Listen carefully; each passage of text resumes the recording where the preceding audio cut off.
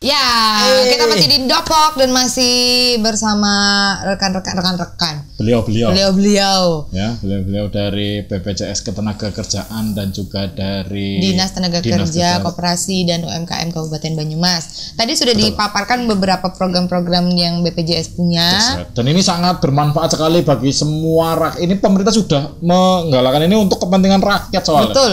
Ya, itu mengurangi kemiskinan ya Pak sebenarnya. Tadi saya menambah ya. Oh iya benar. Tadi resiko masalah pekerjaan, memang betul di tempat perusahaan-perusahaan kan banyak resiko. Misalkan di perusahaan kayu ada tempat mesin-mesin dan sebagainya, sehingga tadi disampaikan dari berangkat bekerja sampai dengan pulang. Nah misalkan nanti di dalam bekerja itu, misalkan di gergajian itu tangannya kena pritil dan sebagainya, itu harganya beda-beda itu nanti risikonya. Nah tapi itu juga ada aturan yang perlu kita sosialisasikan.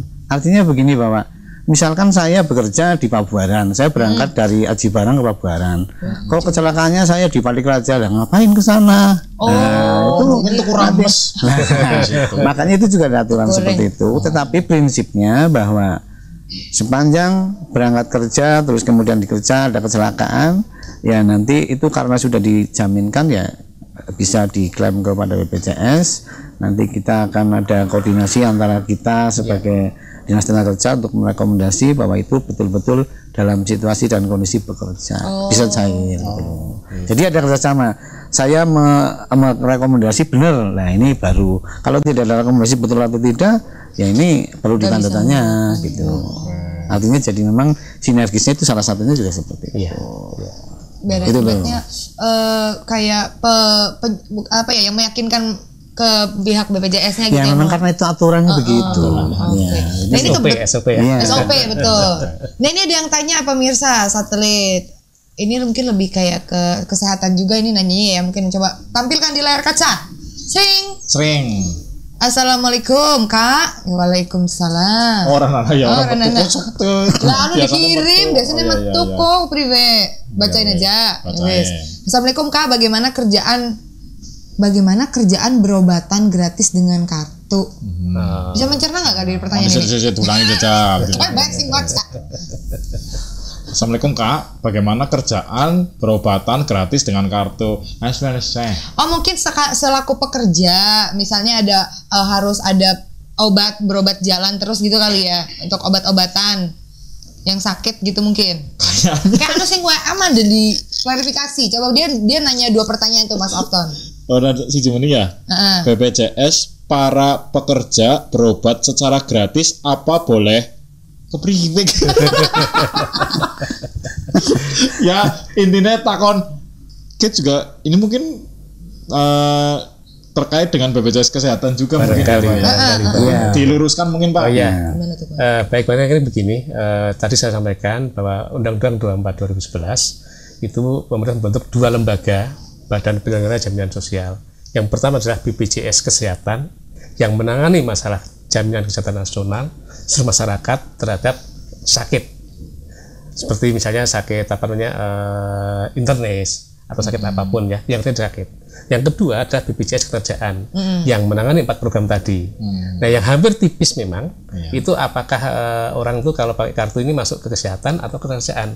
Ya. Ketika orang kecelakaan, ini ada 2 kemungkinan. Kalau dia kecelakaan dalam rangka bekerja adalah kecelakaan kerja, itu yang menanggung menjamin adalah BPJS Kerjaan. Tapi ketika mereka kecelakaan dalam rangka mungkin lagi mau mantenan misalnya, undangan manten yang ada pekerjaan, ini bukan di kita lagi. Itu bedanya. Nah tadi kalau orang sakit, orang mungkin katalah sakit panu lah itu maksudnya di kesehatan bukan di kami. Tapi yang menempel di pas lagi kerja, maksudnya ketenagakerjaan. Benar. Kalau di luar kerja, katakanlah ngomongnya dolan, maksudnya ke BPJS Kesehatan gitu. Bisa juga sana, mungkin bisa karena gitu. Tapi kalau untuk kayak kecelakaan yang ada dalam lingkup pekerjaan dan mungkin membutuhkan kayak obat gitu jalan termasuk ketenagakerjaan BPJS. Disampaikan bahwa untuk pengobatan di BPJS Ketenagakerjaan ini adalah sampai sembuh. Sampai sembuh. Jadi mungkin pertama dia di UGD dulu, kemudian ternyata harus rawat jalan, sampai berapapun nilainya, sampai sembuh, sampai tidak perawatan, itu tanggung kami. Dengan berapa nilainya pun seperti itu. John, ini perhatian sekali ya Pak. Mukuli pacar dewek kayaknya. Iya, istilah harus cara menunggu dilus-lus nganti kan Pak Mari. Iya. Nah, iya benar. Ada pertanyaan lagi Pak ini, Pak. Sikat. Udah kebuka.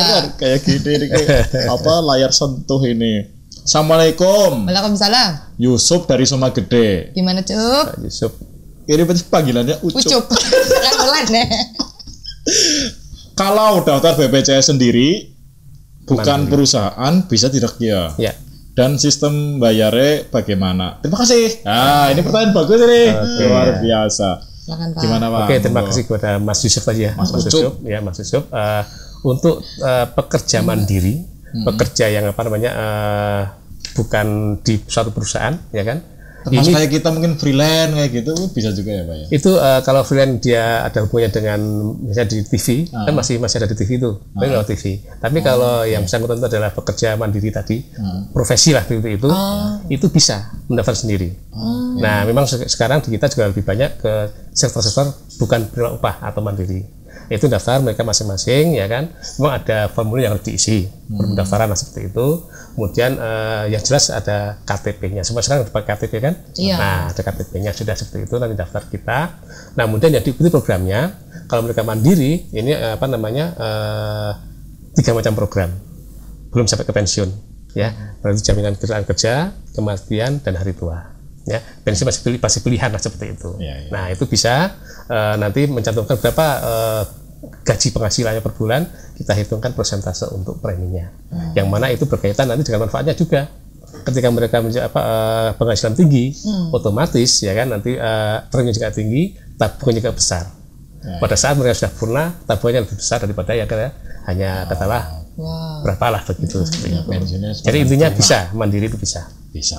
Dan diharapkan mungkin selain pada Pak Yusuf, mungkin para semua pekerja-pekerja yang punya usaha-usaha mandiri, silahkan mendaftarkan. Ya, bisa juga online, kami juga bisa mendaftar online ada. Apa gitu? Ya, jadi nanti kalau pakai Android nanti bisa dibuka di www.bpjsketenagakerjaan.go.id. Wah, itu sekali. bpjsketenagakerjaan.co.id. Ada yang ditambahin nggak Pak? Iya. Oh, saya sedikit ya. Sedikit ya. Jadi tadi saya sampaikan bahwa BPJS Kesehatan tadi 4 program itu adalah memberikan safety, memberikan perlindungan pada peserta. Dari sisi lain, kami juga ada manfaat tambahan. Nah, itu dia. Nah, itu yang agak perlu kita sampaikan. Jadi kita ada manfaat tambahan. Yang pertama adalah bantuan uang muka perumahan.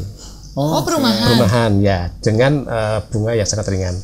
Jadi para pekerja, lain gitu ya, Pak, betul, pekerja-pekerja yang besar kita yang barangkali belum punya rumah, bisa misalnya katakanlah Pak mau beli rumah, kita berikan bantuan. Yang mana pemberlakuannya adalah misalnya harga rumah katakanlah kalau sekarang 150 misalnya gitu ya, itu cukup bayar uang mukanya 1%, berarti hanya 1.500. Nah, kemudian setiap bulan kita berikan bantuan untuk bunga istilahnya angsurannya sampai 15 tahun. Iya, pokoknya mempermudah banget lah nyatanya sih ya. Ini juga gimana Pak? Ya, ini sebelum iklan. Jadi gini, tadi udah sampaikan bahwa itu mandiri, makanya di tempat kita Dinas Tenaga Kerja kan kita mitranya. Tadi udah sampaikan bahwa kita membina sosialisasi itu dalam kapasitas perusahaan yang mempunyai tenaga kerja minimal 10 orang ke atas. Itu langsung kepada BPJS, itu untuk pemantauannya kita tidak sampai ke sana. Saya memantau atau sosialisasi perusahaan memberikan dorongan itu pada perusahaan yang mempunyai tenaga kerja minimal 10 sampai 10. Wajib gitu ya. Ini masih ada beberapa pertanyaan, nanti kita bacain di segmen kelima. Ternyata kita udah mau hampir di penghujung loh. Pemirsa kalau mau nanya mending dari sekarang WA. Tesiana waktu untuk bertanya, mumpung beliau-beliau masih ada di sini ya. Jadi jangan kemana-mana, tetap di No to the Walk right here right now.